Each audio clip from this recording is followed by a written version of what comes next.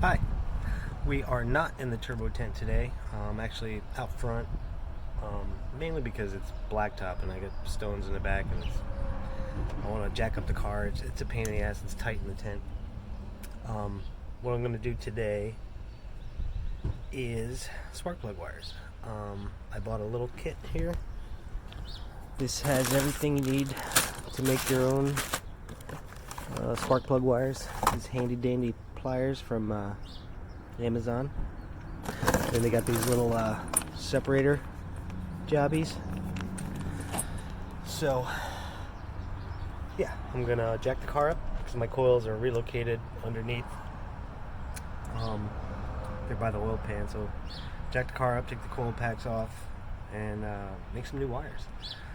The reason I'm doing that is I had some issues on the dyno. It wasn't, it was like breaking up on higher boost. But my fear is that it's not spark plug wires. I'll show you guys here. Hold on. I get data logs, and it's not good what I'm seeing on the data log. But I'll get in here. I don't know if you guys can see this down here. These diag 6, diag 7. There's 2 occurrences, 1 occurrence, and that's here. That's what this line is. Diag 6 is purple. I think they just happened at the same exact time if you look. So anyway, the diag 6 is a crank sensor. Diag 7 is a cam sensor. So I changed the crank sensor a while back already, and it seemed like the problem went away. It wasn't throwing the code. And then I was going through the data logs that Matt sent me from Dyno Day, and sure enough, there was a diag 7 there. So I swapped the cam sensor, and it's still doing it. So at first I didn't know what diag 7 was, so it was hard to find online, to find any info online about it. So I called up Holly, and yeah, they confirmed that it's a cam sensor error. But yeah, it's still doing it. And what it does is, I'll show you a quick video, is it actually just backfires and falls on its face. Like, you stay in the throttle, but it just dies. It'll start pulling like a freight train, and then just backfires and falls on its face. And even if you stay on the throttle, it's like it's dead until you let off and then get back into it, and then it's there again. But so I asked the guy at Holly if a burnt spark plug wire would have these kind of symptoms. He couldn't give me a straight answer. He just knows that diag 6 and diag 7 are crank and cam. So I don't know. The other thing too is the volts are dropping off a little bit. Let me scroll through here. Where are the volts?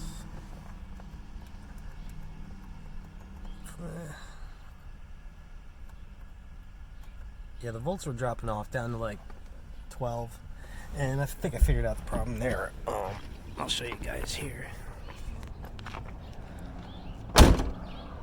So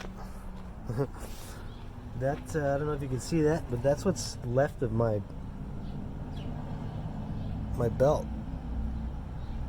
I don't know if you can see that, but it's starting to fall apart. There's a little bit of it.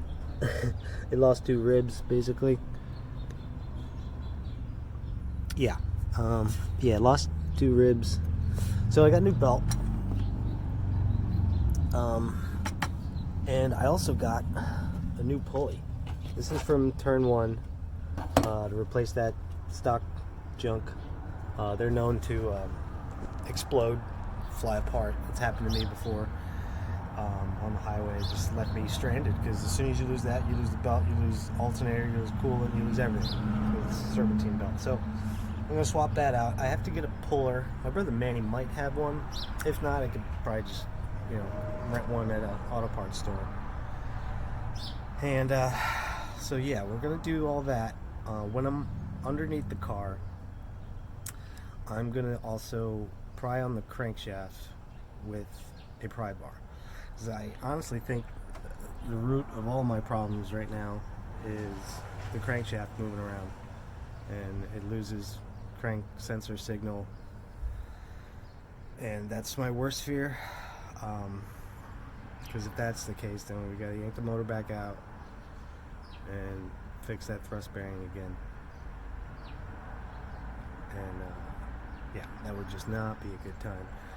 But I do have a dial indicator, little measuring device that I can, put against the crankshaft and then try and move the crankshaft, see what kind of end play it has. It's just difficult to mount it on there. It's got a magnetic base, so you stick it on something firm and then adjust it so you can get a reading on the crankshaft end play. And maybe I'll change the oil while I'm under there too. But yeah, today's the first day of spring, and it's beautiful weather out today, so we're gonna get some wrenching done. Hi guys, we are back at the turbo tent, but yeah, this is awkward. So yeah, I came home from work the other day and the roof ripped off. I had this thing, it's just a Harbor Freight 10 by 17 little carport thing. It's like 179 bucks, so I'm not mad at it. I've had it a couple years, and it started to rip in areas like up there by the posts and the bends and stuff. But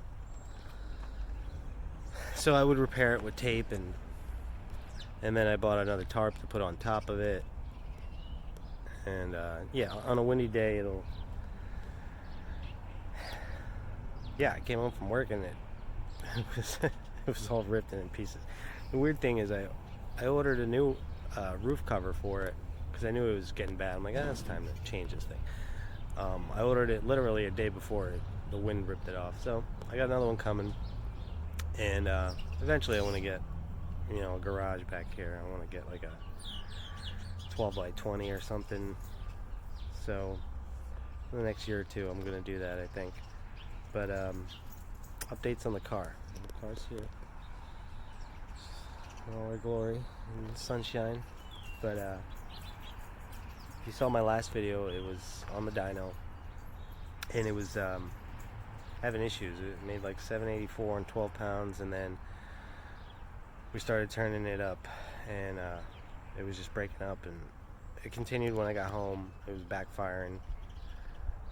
So it wouldn't backfire driving normal was fine, but you get into it, it would stutter and pop and backfire through the exhaust, and then it would on a data log it would throw a code for cam sensor, crank sensor. Matt thought maybe it was plug wires, so I tore it all apart, did the plugs and wires. You had to do it from underneath, so I did plugs and wires. None of them really, one of them looked a little suspect. It wasn't burnt, but it was like when you bend it, it was all cracked looking. So I put the plug wires in it and took it for a ride, and it was still there, the problem. And this time when I got on it, it did the mother of all backfires. Like it sounded like a quarter stick. It was loud. So when that happened, popped it into neutral, coasted, put it back in gear, and then the motor sounded funny. I'm like, oh, what the hell just happened? Thought maybe I broke it, and popped the hood, and it actually blew my headers apart. It blew a hole in my header. I'm gonna try and show you guys here in the camera. You can see I have bungs there. There's another one on that side over there, but those are for when I had the HP tuners set up. I had narrow bands in there, oxygen sensors, but it blew that wide open. Like it blew this wide open. You can see my brother welded it up for me. The other one was a little worse, same thing, but also like cracked around the collector and everything. So yeah, I did video part of the spark plug wire stuff. Maybe I'll throw that in at the end there, I don't know. But so yeah, I gave the headers to my brother to weld them up. Oh yeah, also got my new Got my new power steering pulley. That's from Turn 1. I think it was like $120, but that's a nice unit because the stock ones are known to fly apart. But anyway, yeah, the headers, gave them to my brother. He fixed them, welded them up for me. And so the crank sensor codes. I replaced the crank sensor and the cam sensor because I was getting codes for them, but I used AC Delco ones from Amazon, which that shit's made in China now, so you know, a lot of people say they're just garbage, and I think that's what it is, because I called up my buddy John and I said to him, like, oh, you got any OEM sensors laying around before I go to the junkyard and pull one from a truck that has 200,000 miles on it? He's like, yeah, I got some. So long story short, went up there, got my sensors, put them in. It's been fine ever since. Hasn't popped and banged, backfired, nothing. Just been playing around with the tune a little bit. I dialed the boost down. When I left the dyno, it was at like 20 pounds. So I turned it down. I think it's like 15, 16 right now. But it's running good. I did some draggy pulls with it, and maybe I'll put those in too. You know, there's a lot more to go with what this thing can do, what it did before. But yeah, it's coming around. The tune's still very conservative. There's like 12 or 14 degrees of timing in it. I think I had 20 last time. So there's some more, definitely more in it. I don't know if I want to put it on the dyno. Again, I do, but I don't. I don't want to hurt it. May trip's coming up. Yeah, that'll be just the worst thing that could happen is to break it before the Maryland trip down Ocean City for cruise week. But I am curious, like, you know, I want to throw some timing at it and maybe turn the boost up a little bit. Maybe I'll just turn the boost up a little bit and just test it on the street with my draggy. But it's just sketchy on the street. I mean, we go to Mexico, but yeah, when you're tickling with 8, 9, 100,000 horsepower, you know, you got to find a good road in Mexico somewhere, and it's just, yeah, it's easier to do shit like that on the dyno, you know. But what else? I'm trying to think of any other things I've done to it. One thing is that I'm a little worried about is my transmission is whining a little bit. I'm gonna talk to my brother about it. I don't want to break this trans. I've had it for 3-4 years now, putting up with this kind of power. It's a T56 Magnum 6-speed, and they're really tough. I think the record for one is in the 6s. It's a Supra. It's a stock gear set. I mean, it's faceplated and everything, but it's still like the stock gear set, and the thing's going, I don't know, 690 or 660, and holding up to like 2,000 horsepower. So they are tough, but you know, again, I just want to get ahead of it before it breaks, if it breaks. I mean, those guys refresh the trans every season and probably every couple runs or whatever, so that's how they hold up to that kind of abuse. But the thing with the manual transmission is you start beating on it and you start getting play inside the transmission, and that's what'll kill them, is any kind of little play in the teeth on the gears, not getting full contact or whatever. So that's what'll kill a manual trans. You know, you want to keep it tight. So I'm gonna keep an eye on that. What I might do is just buy another trans, throw it in, and then send the other one out to get beefed up a little bit. I don't like to have the car down,